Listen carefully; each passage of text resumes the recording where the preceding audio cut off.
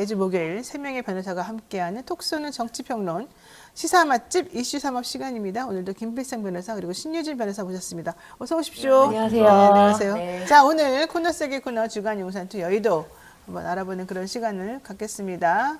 김 변호사님, 어떤 이슈가 가장 눈에 띕니까? 뭐 개인적으로는 그 잘 아시는 카이스트 카이스트 졸업식 이틀막 사건이 사건. 예, 네. 그것이 가장 인상적이었죠. 특히 또 며칠 전에 또 입틀막이 한 번 더 있었죠.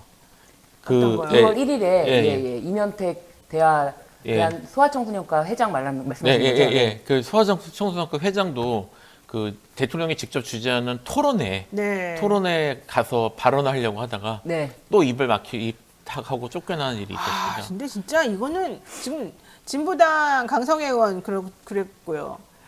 강성희 의원 그랬고 그 소아청소년과 회장, 네. 그분 그랬고 이번에 이 카이스트 네. 이 대변인 분 그랬고 네.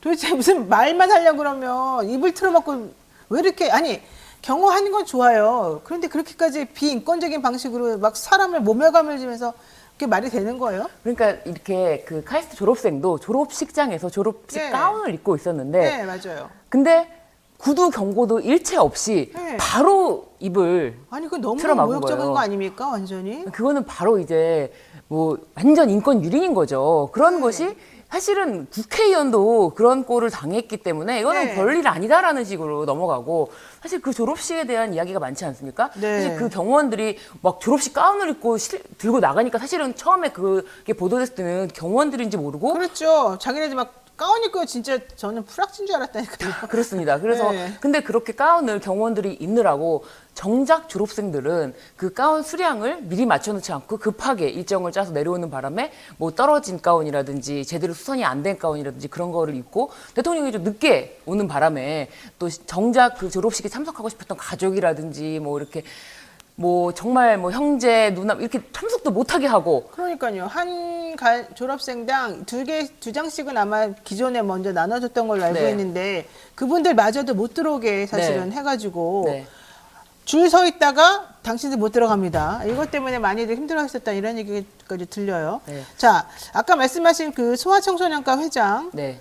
정부 주재 의료교육 민생토론회에서 임현택 대한소아청소년과 의사회장이 퇴거 불응 혐의로 끌려갔다. 이런 얘기입니다.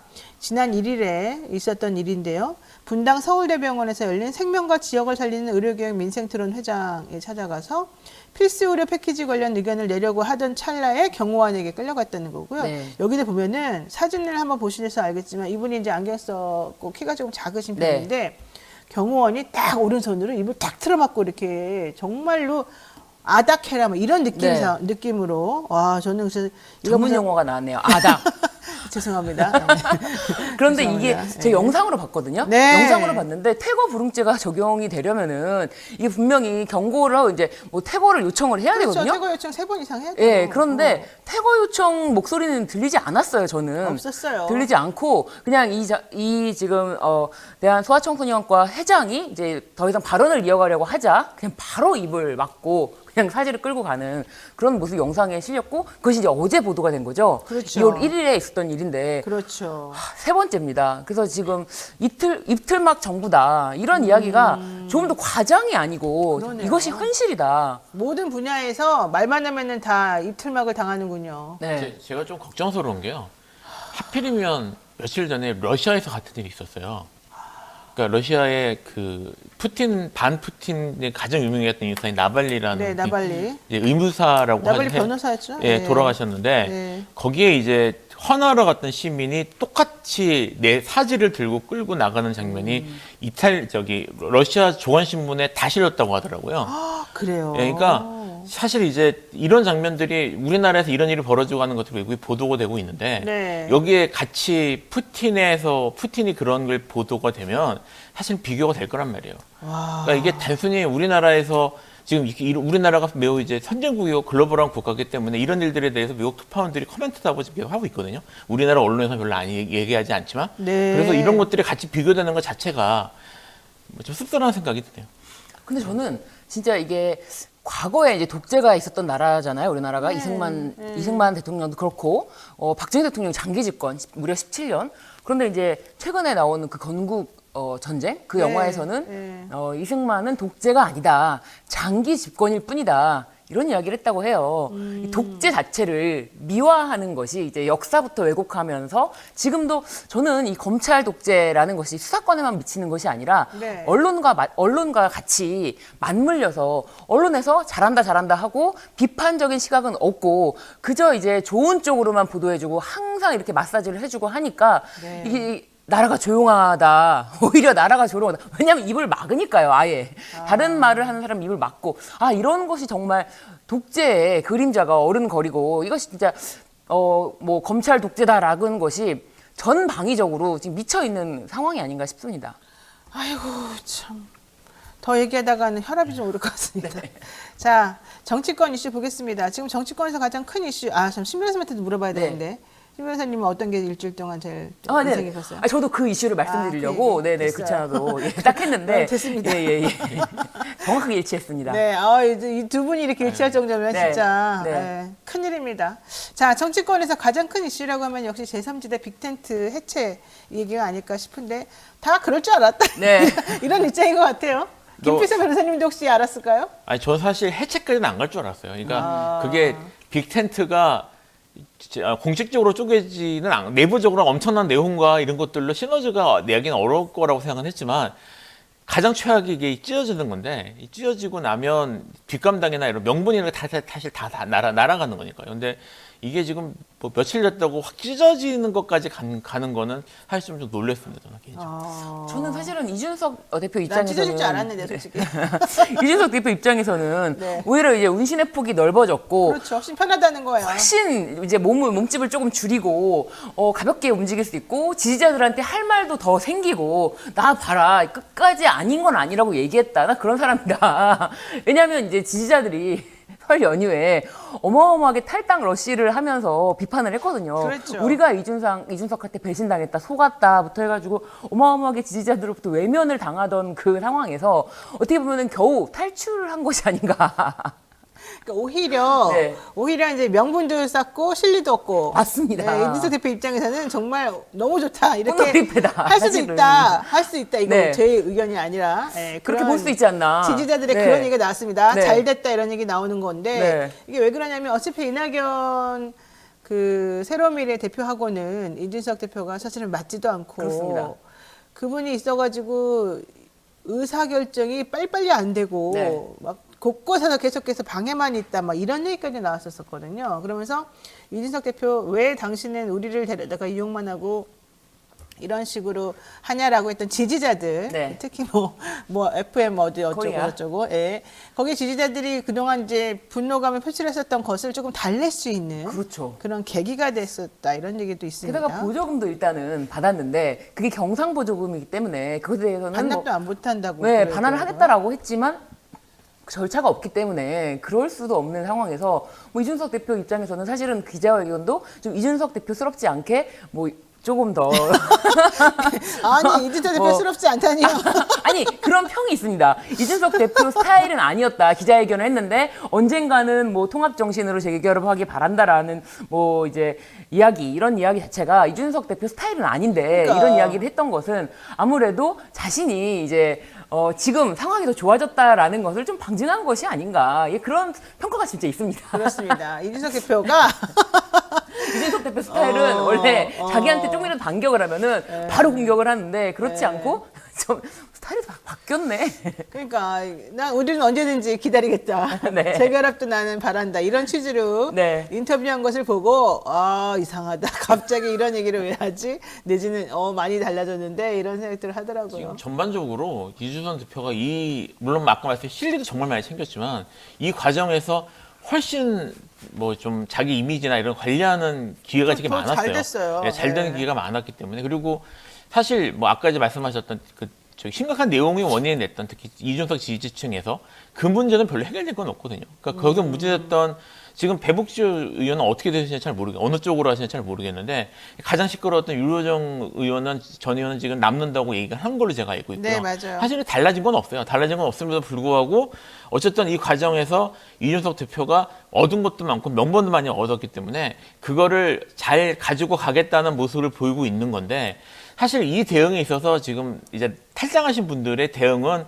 좀 상대적으로 또 이제 안 좋아 보이긴 해요. 이게 지금 계속 이준석 대표에서 원색적인 지금 하고 쏟아내고 있거든요. 비난을 계속 하고 있어요. 김종민 의원까지도 네. 이 말은 꼭 하겠다 이러면서 네. 인터뷰에서 말을 하고 있죠. 근데 네. 이게 사실 다 말이 납득이 안 되는 게 누구 그러니까 저기 지금 그 나가신 분들 나가신 어떻게 표현해야 잘 새로운 모르겠는데 미래. 새로운 미래 네. 분들 말이 잘 이해가 안 되는 게 이게 지금 여러 장기간 동안 상당히 오랜 기간 동안 협의를 하고 합쳤는데 이게 10일인가 뭐 만에 벌어진 일 아닙니까? 그렇죠. 그러니까 열흘 동안에 벌어질 상황을 미리 예측하지 못하고 나는 속았다, 우리는 당했다 이런 식의 얘기를 한다는 것 자체가 이게 뭐 앉아가지고 뭐 저기 순진한 무슨 시골 아저씨들도 아니고 다들 정치에 나는 정치에 있어서 뭐 노회한 이런 사람이야, 나는 정치를 전문가야라는 그렇지. 것들을 네. 내세우는 분들 아니에요. 네. 특히 저기 새로운 미래 쪽 같은 경우에는 그 저기 진짜 대통령 빼고 다 해보신 분도 계시고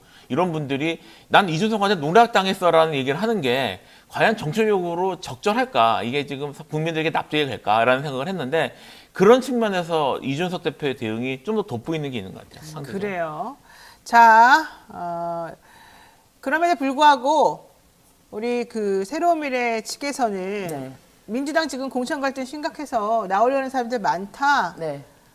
줍줍하겠다. 지금 네. 이런 입장인 것 같고요. 국민의힘에서도 나오면 우리 쪽으로 와라. 이런 얘기인 것 같습니다. 결과적으로는 누가 최종 승리자가 될지 이것도 좀 궁금하기도 하고 이준석 대표 입장에서는 3번을 받아야 된다. 사실 네. 이제 돈도 돈이지만 중요한 건 3번이거든요. 그렇죠.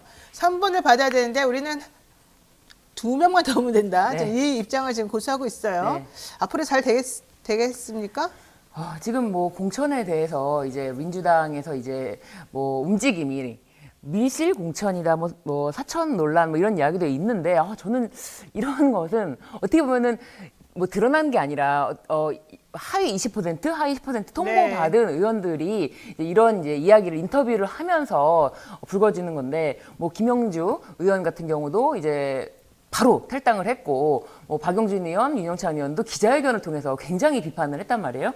이제 그런 것에 대해서 자신들이 어떻게 보면은 그 의정 활동에만 딱 그 초점이 되는 것이 아니고 의정 활동으로만 평가되는 것이 아니고 다른 뭐 예를 들면 뭐 의원들 간의 다면 평가라든지 그런 것에 있어서 그런 평가를 받았을 때 뭐 반발하는 것까지는 좋은데 이것에 대해서 아무런 근거 없이 당에 대해서 뭐 사천이다, 밀실이다 이런 이야기를 하는 거는 그야말로 오히려 지지 당원들에게 이게 좋게 평가될 수가 없는 부분이거든요. 그래요. 네.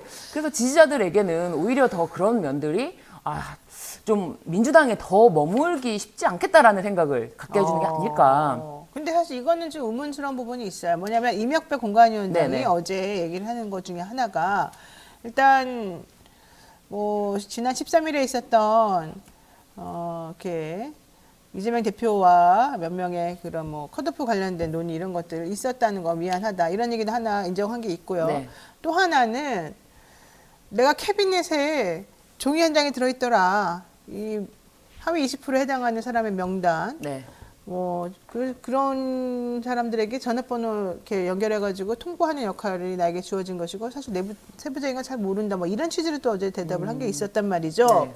이러니까 야 이게 뭐냐 지도부 공관위원장인데도 모를 정도면 이건 정말 누구의 뜻이냐 이제 이런 얘기를 사실 그래서 사람들이 하고 있고 또 하나는 이제 이 사천 논란 밀실 논란이 관련해 가지고 언론에서 대대적으로 보도하고 있는데. 여기 관련해가지고 또 이재명 대표가 어제 그 의총에 안 나타났단 말이에요. 이런 것들을 보면 좀 회피하는 거 아니냐, 먼저 이런 얘기가 지금 나오고 있어요. 전반적으로 네. 지금 제가 보기에 민주당의 가장 큰 문제는 정말 사천이냐, 정말 사천, 정말 밀실, 정말 개인적인 그런 걸로 하느냐보다 네. 사람들에게 그런 식의 비판과 그런 의구심을 받게 하는? 불식시키는 오히려 네. 거기에 대해서 어느 정도 대응하지 못하고 더 조장한 듯한 네. 모습을 보이는 게 문제입니다. 이게 그렇죠. 여기에 대해서 지금 이명박 위원장도 그 전에도 계속 말하는 것들이 뭐 예를 들어 누구는 술 마하지 마라 뭐 이런 식의 얘기들을 심판 역할을 해야 될 분이 지금 그런 네. 말도 해가지고 문제를 일으켰단 말이에요.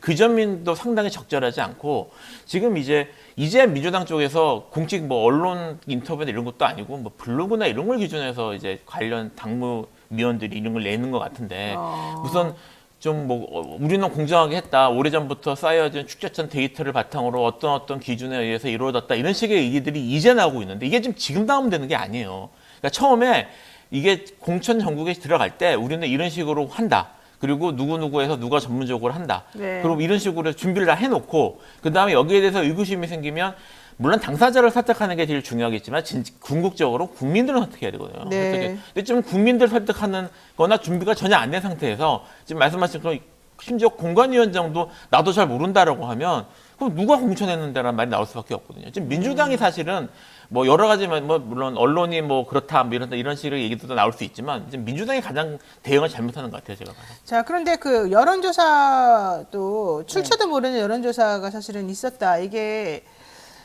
그 하위 20% 평가 관련해 가지고 영향을 미쳤다. 그런데 그동안에는 당에서 그런 거 했냐? 이렇게 얘기하다가 갑자기 또 어제는 당에서 한 건 또 인정하는 것처럼 또 말하고 막 그랬단 말이죠. 이런 게 공천 관리의 신뢰성 같은 거를 조금 무너뜨릴 수도 있는 거 아닙니까? 그런데 이제 좀 전에 말씀하셨던 그 임혁백 공관위원장이 네. 뭐 통보만 한다라는 이야기를 직접 이제 그런 이야기를 한 거 아니고 오히려 이제 하위 통보를 받으신 분들이 의원들이 뭐 통보만 하는 거 아니냐 공관위원장 역할이라는 것이 사실은 그런데 오히려 그것에 대해서 전혀 그렇지 않다 이 공천관리 심사는 제 책임하에 이루어지고 있다라고 오히려 이제 강하게 그 부분에 대해서 인터뷰를 다시 하시면서 네. 사실관계를 좀 바로 잡으셨어요.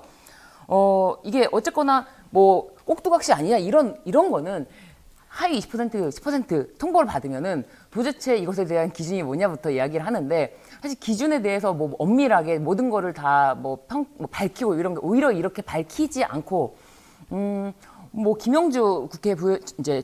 부위원장 네. 그쵸 부의장까지 네. 지냈죠. 그 김영주 의원 같은 경우는 사실은 후쿠시마 오염수 사태 때 이렇게 문자가 이제 유출이 네, 됐는데 그때 뭐 여행 예, 그렇죠. 그런 문자 때문에 좀 일본 당에 여행. 굉장히 네, 네. 오히려 그런 목소리를 당해서 더 크게 내진 않았지만 왜냐면 그것이 자체가 다 문제가 될수록 민주당 지금 뭐 하고 있냐 이런 얘기가 되니까 말하진 않았지만 그런 것도 분명히 채점 요소에는 들어가지 않았나. 네. 네. 사실 그거는 맞는 말이죠. 제가 그 하위 20% 평가하는 기준표를 봤는데 네. 그 이제 그런 식의 그런 그 좀 논란을 네. 야기한 것 내지는 뭐 동료들의 평가, 의정 활동, 뭐 상임위원회 소위에서 어떤 얘기를 했는지, 어떤 일을 제대로 했는지, 법원 발의 어떻게 했는지 이런 여러 가지 것들이 전부 다 평가 요소로 다 들어가 있어서 물론 이제 권리당원 얘기도 조금 들어갑니다만 그거보다는 사실은 동료 의원들의 평가라든가 네. 보좌관들의 평가라든가 이렇게 전문적으로 국회에서 일하는 분들의 평가들이 사실은 더 많았었거든요. 그래서 그런 걸 따져보게 되면은 실질적으로 이제 이 20%에 포함된 분들이 그렇게 막 자랑스럽게 나 비명이라서 걸렸나 봐 이렇게 말할 수 있는 상황은 아닌 것 같고 네. 특히 현재 지금 현역 의원 중에 친명이 없어요. 그러면 전체적으로 160 몇 명 되는 민주당 국회의원에서 무조건 하위 20%는 20, 30명은 다 무조건 포함되는 상황이기 때문에 네. 25명 정도는 포함되는 상황이기 때문에 다 비명이라고 말할 수밖에 없어요. 솔직히 말하면 지금 정성호 의원 빼놓고 누가 친명입니까? 솔직히 네. 말해서. 그러니까 그런 거 가지고 자꾸 이렇게 호도하고 그러는 건 옳지 않은 것 같아요. 제가 봤을 때. 근데 그게 말씀하신 것처럼 지금 사실 이거 친명이냐 비명이냐는 언론이 만들어준 프레임이고요. 그렇죠. 예. 지금 기억하시겠지만 지금 현재 시끄럽고 막 반발하는 사람들은 경선에서 배제된 건 아니에요. 그렇죠. 근데 그 전에 아예 출마 포기한 사람들은 대부분이 배분이 친명이었습니다. 예를 들어 뭐 현근택 위원장이라든지 이런 사람들. 네, 오히려 딸려 나간 사람들. 예, 딸려 나간 사람들은 그런 사람들이 대부분이었고 네. 지금 이분들은 사실 본인들이 얘기하지 않으면 알 수가 없는 이런 거였단 말이에요. 그런 측면에서 그리고 또 말씀하셨던 과연 친명이 있는가 네. 뭐 이런 측면에서 보면은 이게 지금 친명 비명의 문제로 이게 나누는 나눠서 거는. 볼 수 있는지 여부에 대해서 사실 의문이 저도 있는데 네. 여기에 사실 그거를 이제까지 언론에서 그렇게 보도를 해왔잖아요. 그러면 민주당이 상황이 이렇다는 걸 인식을 하고 여기에 적극적으로 대응을 했어야죠. 저는 근데 그 말씀이 되게 속이 시원하네요. 현역 의원 중에 친명이 사실상 없는 거 아니냐. 없다니까요. 내가 다 봤다니까요. 물론 명단은 공개가 안 되기 때문에 네. 모릅니다만. 네. 근데 그 말씀을 사실은 언론에서는 그렇게 하지 않잖아요. 이게 현역 의원 중에 친명이 누가 있냐 이런 말을 해주는 유일한 뉴스가 아닌가. 그 친명이 처음에 7인의 중심으로 친명이 있었었는데 그분들 지금 다 나갔어요. 사실은 네, 다 무소속 갔거나 네. 이번에 불출마하거나 이래가지고 현실적으로 지금 없습니다. 근데 중요한 거는 그런 식으로 없는데도 불구하고 마치 이게 친명 비명의 프레임인 것처럼 조장하는 게 이제 문제라는 거죠. 네. 그런 걸 특히 잘하고 있는 게 지금 현재 이 분란을 일으킨 사람들과 이 언론이 아닌가 생각이 좀 드는데 네. 어제 있었던 그 전 총리들의 이런 발표라던가 입장이라던가 이 친문 홍영표 의원을 중심으로 해서 또 모임하는 거라든가 의총에서 또 발언했던 거라든가 이런 네. 것들을 보게 되면은 그들이 조직적으로 조금 얘기하고 있다 이런 얘기 좀 하거든요. 네, 그렇습니다. 이 홍영표 의원실이 1004호인데요. 그래서 818호가 이제 이재명 의원실입니다. 818호, 1004호 이런 식으로 굉장히 갈등을 이제 고조시키려는 그렇게 헤드라인 기사로도 뽑더라고요. 네. 근데 1004호 홍영표 의원 중심으로 모인 분들이 누군가 봤더니 서른 의원, 전해철 의원, 박용진, 송갑석 의원, 박영순 의원, 윤영찬 의원 등이 모여서 대책회의를 했다라고 하는데, 근데 이 서른 의원은 어떻게 보면 아직 안 나가셨나 할 정도로 약간 어떻게 보면 친낙계였죠. 그렇죠. 네. 이낙연 대표와 지금 새로운 미래 대표와 굉장히 괴를 같이 하는 분인데 아직 민주당에 계셨구나 그런 생각이 들 정도로 의문이 드는 분인데 그럼에도 불구하고 본인이 탈당을 할 것이냐 새로운 미래 쪽으로 갈 것이냐에 대한 것은 굉장히 신중해질 수밖에 없다. 왜냐하면 그렇죠. 새로운 미래로 합류했다가는 다시는 못 돌아오죠. 못 돌아오고 그리고 게다가 거기 지금 분위기가 안 좋은데 거기를 합류하는 것은 자신의 정치 인생을 그냥 종료를 하는데 마무리를 아름답게 하지 못하는 마무리일 수도 있다. 네. 그런 것 때문에 대책회의를 하고 목소리를 낼 준비는 하지만 실질적으로 움직임에 나서기에는 쉽지 않다. 그렇게 보여집니다. 그래요. 어쨌든 그러니까 그래서 그랬는지 하위 20%입니다라고 말한 의원들 중에도 나는 안 나갑니다. 이런 그렇죠. 분들이 사실 많이 있어서 저는 이제 그것도 그렇지만 죄송합니다. 그 좀 스무스하게 좀 타협적으로 혹은 이렇게 오해가 생기지 않도록 뭔가 좀 정리는 할 수 있지 않았을까 좀 생각이 좀 들어요. 그러니까 그런 게 너무 안 됐어요. 안 됐고 이게 사실은 국민들 여론이나 이런 쪽에서 아니 납득할 만한 그런 게 돼 있었으면 이렇게까지는 못 하거든요. 그래서 지금도 그 지도부가 사실은 지금으로 나서가지고 해명할 건 해명을 하고 문제 풀어야 될 건 풀어야 되는데 지금 제대로 그렇게 하고 있는가? 오히려 기억하시겠지만 이번에 이제 국회 부의장 하셨던 김영주 의원 탈당했을 때 당 내 직원 하나가 그거를 비웃는 듯한 모습 SNS에 올려서 문제가 됐거든요. 아, 그래요? 그게 그 김영주 의원이 옛날에 일본 네, 여행 가는 거 일본 여행 평양에 다니면 되겠네요. 이런 식의 썼단 말이에요. 이것이 보도가 지금 어떻게 됐냐면 그러니까 하는 넣는 게 아니라 이명박 이명박이죠. 죄송합니다. 이재명 개라고 개에서 그랬다고 그 사람 이름도 안 나오고 전부 이재명 개에서 그랬다고 나와서 얼핏 보면 이재명이 그렇게 올린 것처럼 나와 있어요. 그러니까 지금 민주당 내에서 당 대표나 아니면 이제 총선이나 이렇게 진행되는 게 과연 제대로 좀 치밀하게 계획이 되고 통제되고 그래서 차근차근 진행이 되고 있는가 이런 의구심이 지금 생길 수밖에 없는 상황이더라고요. 지금 말씀드렸던 그분도 어디 예비 후보라고 하거든요. 근데 사실은 이런 일이 벌어지면 그냥 그 예비 후보한테 마이너스 줘준다고 생각합니다. 근데 지금 그런 것들도 없고 그러니까요.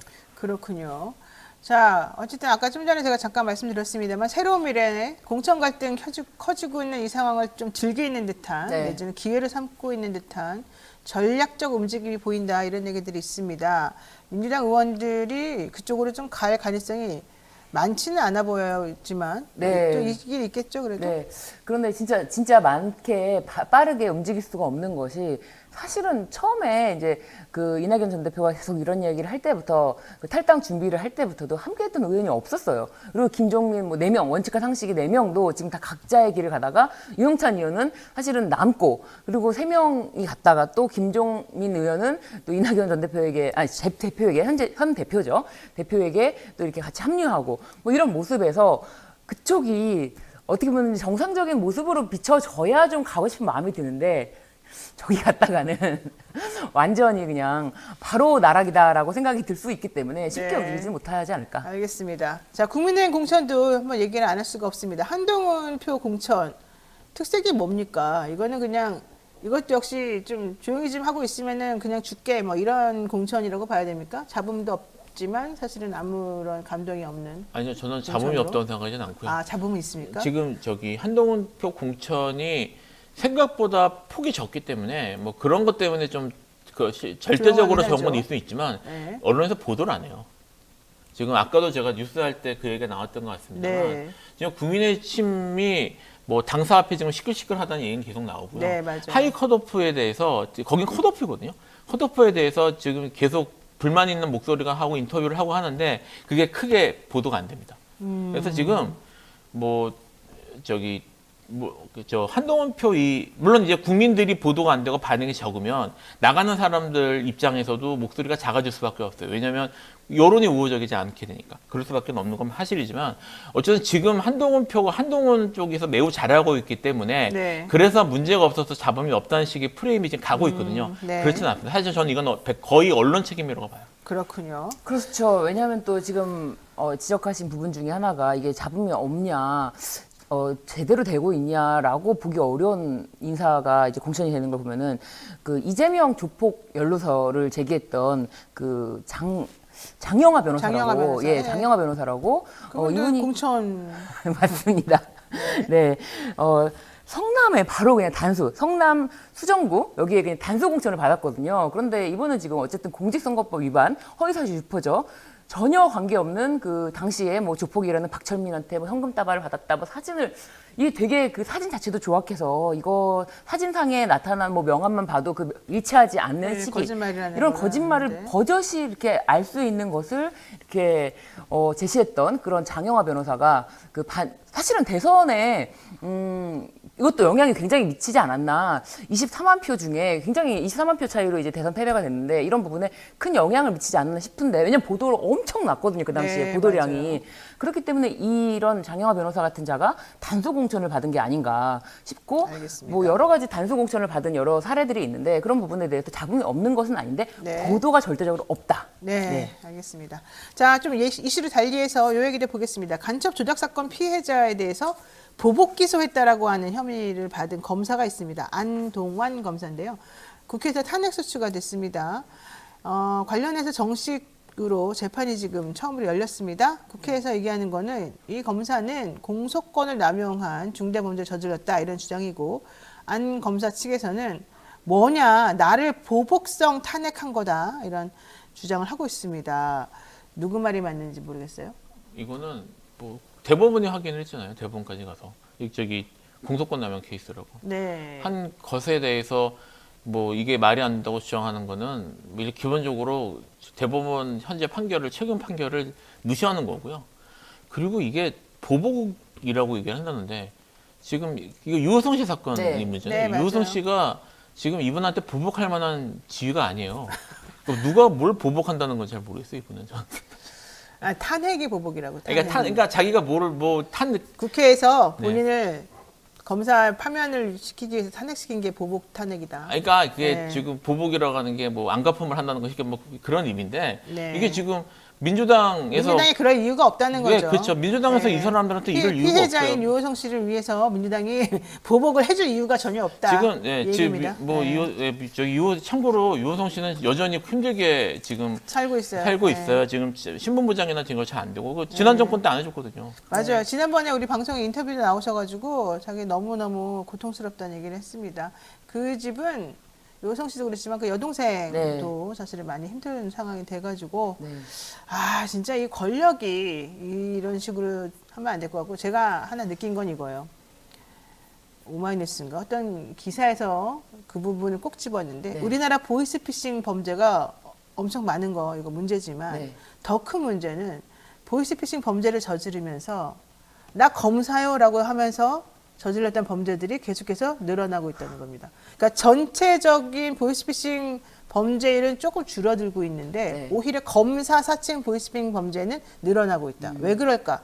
검사라고 하면서 전화를 하면 사람들에게 먹힌다는 거죠. 왜? 무서워서. 검사라고 한다면 묻지마 공포심을 발동시키고 실제 그들이 하는 모든 것에 대해서 그들을 따르는 사람들의 심리가 있는 게 바로 대한민국이다. 이게 바로 대한민국에서의 검사의 현 주소다. 이런 식의 얘기를 펼친 그런 기사를 제가 봤는데 이거 좀 섬뜩하지 않습니까? 네, 맞습니다. 사실 저도 보이스피싱 중에 검사 사칭하는 보이스피싱 전화 진짜 받았었어요. 저는 그 사건 피고인을 변호하기도 했어요.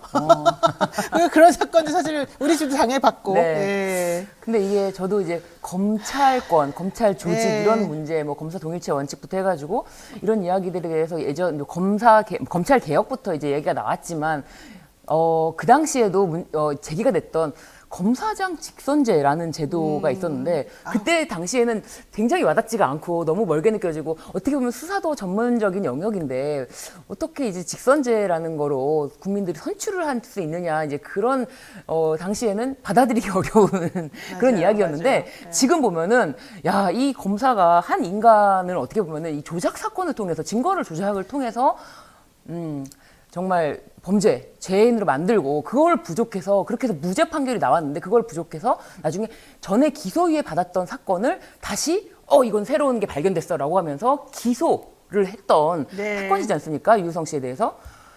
그런데 반성은 전혀 없다. 누구도 그러니까요. 책임지지 않는다. 그러니까 지금 가장 핵심은 검사님들이 무소불위의 권력을 자꾸 남용하는 것이 문제다라는 거기 때문에 이런 것에 대해서는 좀 반성하는 태도가 필요하지 않겠냐 이런 그렇습니다. 입장인 것 같습니다. 네. 안동환 검사 이외에도 이정석 검사, 손준성 검사 등도 지금 탄핵 재판 앞두고 있기 때문에 재판부가 어떤 태도를 취하는지 헌재 어떤 결정 내리는지가 매우 중요한 것 같습니다. 이것도 한번 보죠. 윤석열 정부 두 번째 법무부 수장 박성재 신임 장관이 취임을 했는데요. 검사 스스로 자세를 가다듬고 사명감을 되찾아야 하겠다 이렇게 지금 말했습니다. 그러면서 조직의 안정이 중요하니까 나는 검찰 인사 개편은 지금 당분간 좀 안 한다 뭐 이런 취지인 것 같은데 요게 사실은 조금 무슨 의미가 있는 게 아닌가 이렇게 생각합니다. 이게 이 전에 사실은 얼마 전에 법무부 장관 공석일 때 주요 직책들에 대한 이게 있었잖아요. 네, 이야기는 맞아요. 의미가 끝났어요, 사실. 이야기는 사실 장관이 공석인데도 불구하고 했다는 얘기는 장관 위쪽에서 뭔가 얘기가 내려와서 했을 가능성이 높은 건데 이런 상황에서 특히 현 정권에서 지금 뒤늦게 들어온 법무부 장관이 뭘 손대기는 매우 부담스러운 상황일 수밖에 없죠. 그래서 이거는 저는 오히려 이분이 다시 인사하겠다고 그랬으면 더 놀랐을 것 같고요. 이제 이분이 임명되게 된 과정이나 아니면 이런 발언도 그렇지만 현재로서는 좀 조용히 법무부를 가져가기 위한 그런 그런 걸 기대하고 오신 게 아닌가 이런 생각이 좀 임명 들어요. 과정을 말씀하시니까 네네. 진짜 원래 공석이었고 새롭게 법무부 장관을 임명할 생각도 없었던 상황에서 이제 한동훈 장관과 손발을 맞췄던 단관 이전 시절에 손발을 맞췄던 법무부 차관을 바로 이제 경질을 시키고 새롭게 법무부 장관을 임명했던 과정이 그때 당시가 이제 한동훈 비대위원장 사퇴 그 이야기랑 맞물리는 거거든요. 사퇴 요구, 거절. 그렇죠. 이 시기에 딱 맞물려서 네, 갑자기 법무부 박성재를, 장관을 네. 임명하는 과정이었기 때문에 이 박성재 법무부 장관에 대해서는 아무런 영향력이 없는 사람일 것이다. 그리고 한동훈 장관 시절에 그런 영향력을 이제 최소화시키고. 견제하는 그런 입장이 아닌가. 그런데 저는 사실은 이 박성재 법무부 장관이 이제 인사청문회 과정에서 질문과 답변하는 과정에서 그 질문과 답변이 굉장히 인상적인데 김혜경 여사의 기소에 대해서 이제 10만 4천 원을 기소를 했고 사실상 7만 8천 원, 7만 8천 원이 사용됐던 그 건인데요. 이 질문이 2년 넘게 120여 곳 넘게 압수수색을 해서 10만 4천 원을 기소하는 사건이 네. 검찰 역사상 있었습니까? 이제 이런 질문을 하니까 답변이 이제 곤란해. 답변을 안 합니다. 회피하다가 답변해 보십시오라. 그러니까 자신의 경험상 없었다. 이렇게 답변을 했어요. 박성재 네. 장관. 네. 어, 그런 것을 보면서 뭘 느끼셨어요? 그런 걸 보면서 도저히 이제 본인도 스스로도 법무부 장관이라는 사람도 그것에 대해서 답변할 수 없으니 그냥 경험 회피한다거나 경험한 바는 없었다라고 하지만 그 문제점에 대해서 전혀 뭐라고 조금이라도 이제 목소리를 낼 수 없는 사람 아닙니까? 그래서 그야말로 한편으로는 꼭 두고 갑시다 이런 이야기가 맞지 않나? 예, 그런 생각이 듭니다. 자, 요거 하나만 짚고 가겠습니다. 법원 정기 인사 후에 엘리트 판사들이 줄줄이 사표를 썼는데요. 이들이 곧바로 다 대형 로펌으로 들어갔다는 겁니다. 특히 이 판사님들은 전직 판사죠. 변호사들은 본인이 바로 직전에 큰 로펌의 사건에 대해서 로펌 편을 들어줬다가 딱 옷 벗고 그 로펌으로 가는 겁니다. 김앤장, 광장 지금 여러 로펌에 있다는 얘기가 나오고요. 엘리트 판사들 뭐 10명이 다 갔다 뭐 이런 얘기까지 지금 나오고 있습니다. 이런 상황을 변호사로서 어떻게 생각하십니까? 뭐 이런 일들이 너무 많아서. 하루 이틀이 아니고 계속 일어났으니까 우리나라 사법부에 대한 신뢰가 이 모양인 거죠. 근데 지금 여기에 대해서 적극적으로 사실은 제가 개인적으로는 국회에서 입법을 해줘야 되거든요. 물론 이제 여러 가지 걸리는 것들이 있어요. 무슨 뭐 직업 선택의 자유나 이런 것들이 걸려서 문제되는 건 있는데 적극적으로 이 문제를 풀기 위해 이런 걸 풀기 위해서 저는 여러 가지 아이디어가 나올 수 있다고 생각하는데 실제로 법사위에 들어가 있는 그 수많은 법조인들이 이 문제를 거의 안 건드립니다. 저는 이유를 잘 모르겠어요. 계속 이슈되는 것들만 하고 이걸 사실 뭐 이제 막는 방법은 좀 있을 것 같거든요. 좀 다음 국회에서는 진짜 좀 그런 것들 뭐 사실 제가 생각하는 것들도 있어요. 요거보다는 좀 약해 보일 수 있지만 뭐 훈계를 한다거나 여기에 대해서 저기 판사들이 훈계할 수 있는 권한이 있거든요. 네. 그러니까 뭐 이런 좀 쓸데없는 전근대적인 것들부터 시작을 해서 이런 구체적인 것들을 좀 손보는 작업들을 다음 국회에서 해줬으면 좋겠어요. 근데 또 한편으로는 이제는 앞으로는 법원장들도 재판 업무를 하게 하고 이런 네. 뭐 사실은 판사 뭐 사건은 많이 늘어나는데 판사 인원이 부족하다 이런 이야기도 나오는 속에서 사실 어떻게 보면은 판사 신분도 뭐 법과 양심에 따라서 재판을 하는 업무, 독립적인 재판을 하는 업무지만 결과적으로 뭐 예를 들면 승진을 한다거나 더 올라간다거나 최종적으로 대법관이 된다라든지 그런 목표에 대해서 이제 의미 없다. 그런 것이 의미 없다. 나 혼자 잘 먹고 잘 살면 된다. 이게 누군가 뭔가를 이 시스템이라는 것이 사실은 있나 네. 사실 회의감을 느낄 수 있는 사람들도 많이 있는 것 같아요. 사실 검찰 조직에서도 네. 못 버텨서 굉장히 많은 사람들이 이탈했거든요. 그러니까 이게 이제 연차들이 쌓여야지 판사 인간이 되는 그런 과도기가 있었기 때문에 그 연차를 채우고 나면 판사로 인간할 수 있는 그 연차를 채우고 나면은 다 이제 검찰에 있던 사람들이 다 이제 법원 쪽으로 이동을 했는데 뭐 막상 법원에 이동을 해서도 사실은 그렇게 크게 없다라고 생각이 들면은 다시 또 빠져나오는 거죠. 그래요. 또 조희대 대법원장 되면서 김명수 대법원장 때 해놨던 모든 것들이 다 바뀌고 있습니다. 네. 뭐 법원장들 직선제도 다 없애고 법원장급도 다 재판에 참여하고 재판 지원 다 지원 안 되도록 해보겠다 이런 얘기도 하고 있고요.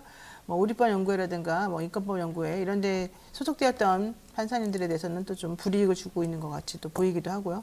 근데 이런 것들이 전체적으로는 사법시대를 전부 다 좀 해치는 거 아닌가. 일관적인 게 없고 정책이라고 하는 게 정권 들어서면서부터 맨날 바뀐다 그러면 도대체 이게 무슨 사법부의 신뢰가 유지가 되겠습니까? 현실적으로 여러 가지 측면에서 문제가 있고 특히 로펌으로 그냥 직행하는 판사님들 문제가 있다. 왜냐하면 이게 뭐가 문제냐면 아까 말씀하신 김필수 판사님 말씀하신 것처럼 판사들이 그만두고 변호사 갈 때 조건이 있습니다. 매출액 100억 이상 되는데 뭐 가면 안 되고 뭐 자기가 근무했던 곳에 어디 가면 안 되고 뭐 여러 가지가 있는데요. 그런 제한을 피하기 위한 또 편법이 또 막 계속 우후죽순으로 생겨난다는 것이고 특히 본인이 근무했던 근무지에 소속되어 있는 큰 로펌은 본인이 개업하는 게 또 아니고 또 이제 그렇다고 한다면은 거기 들어가도 상관이 없는 또 시스템으로 변질되고 있어서 항상 이런 식으로 뛰는 놈 위에 나는 놈이 있다고 우리들이 해결 못하는 또 부분들이 많이 있는 것 같아요. 그래서 그런 부분들에 대해서는 진짜 법관의 양심을 가지고 좀 제대로 판단해 봐야 되는 거 아닌가 이런 생각이 들었습니다. 여기까지 해야 될 것 같습니다. 지금까지 김필성 신의진 변호사와 함께 얘기 나눴습니다. 고맙습니다. 감사합니다. 감사합니다.